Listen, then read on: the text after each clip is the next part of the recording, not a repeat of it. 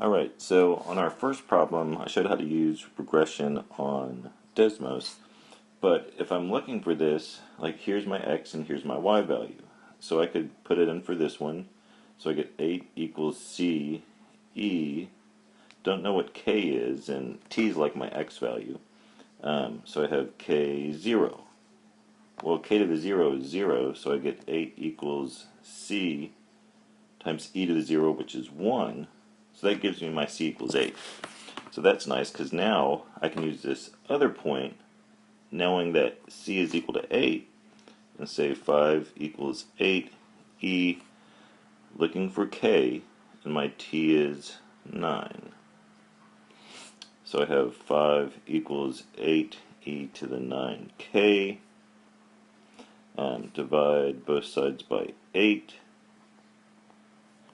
And then from here, I'm basically going to turn this exponential equation into a log equation.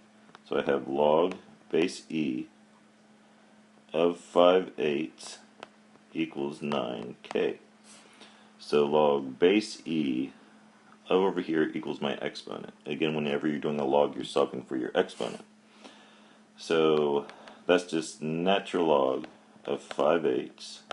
Again, dividing by 9 will give me k.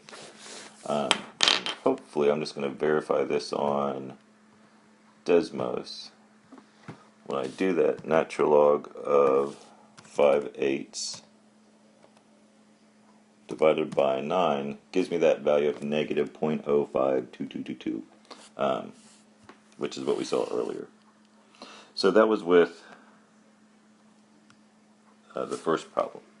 The second problem, which was number 4, talked about half-life. And so that half-life equation that we had talked about was I was left with 96.73, so 96.73%.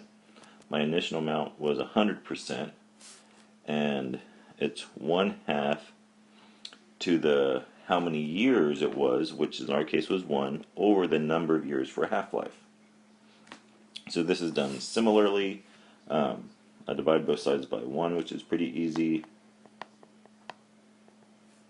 I have 1/2 raised to the 1 over x.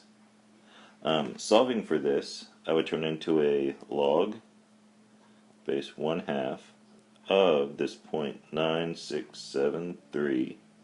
There's a decimal there. And that equals my exponent, which is 1 over x. So to solve for x, I would just do the reciprocal of this, which that would be 1 over natural log of 0.96, not natural log, sorry. It's not log base e, it's log of 1/2. So log of 1/2 of 0.9673. And so, again, going to Desmos is my calculator that I'm going to use.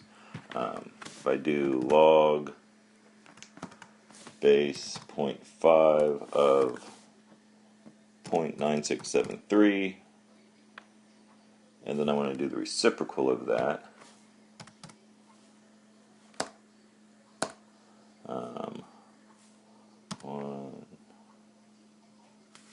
I guess I could take the inverse of that number, so raised to the negative 1.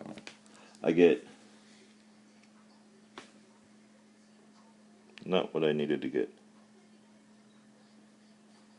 Oh, no, yes. I got 20.8, and that's similar to what we got on this one. So that solved for x, which is how long it takes for the item to reduce by half, 20.8 years. So again, just solving this exponential equation. And then the last one that I looked at on the video was number 9. And so we ended up putting those equations together. And so we got 80,000 e to the square root of t times e to the negative 0.05 t. And so this, to find where it's maximized, where we have a min or a max, we would need to take the derivative of it and set it equal to 0. Those are going to give me my critical values, and critical values are where mins and maxes occur. So I would kind of look at it like this one times this one. So I'd be looking at a product rule. So if it's the first, I'm going to go ahead and make it an x if y'all don't mind. That makes me happier. Times the derivative of the second. Well, the derivative of the second, I'd have to multiply by that coefficient up there. But it would be negative 0.05 e to the negative 0.05 to the x. And there's a decimal there. So that is the derivative of the second one, and then I would add to it the derivative of the first one, which would be 80,000. So that's x to the 1/2. So the derivative of x to the 1/2 would be 1/2 x to the negative 1/2 when I'm doing my substitution, times e to the root x. And then times, so that was my derivative of my first, times my second.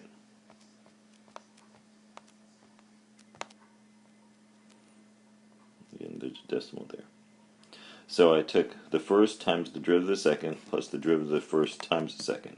So this is what I would need to set equal to 0, and then that would give me my critical values.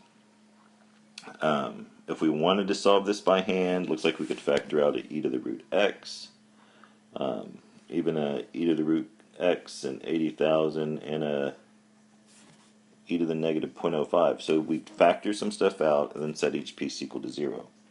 We could use Desmos to plug this equation in and set it equal to 0, and it might be able to solve with those variables for exponents, but if not, you just say it equals y and then do another one that says y equals 0, and you would find the intersection of those two things.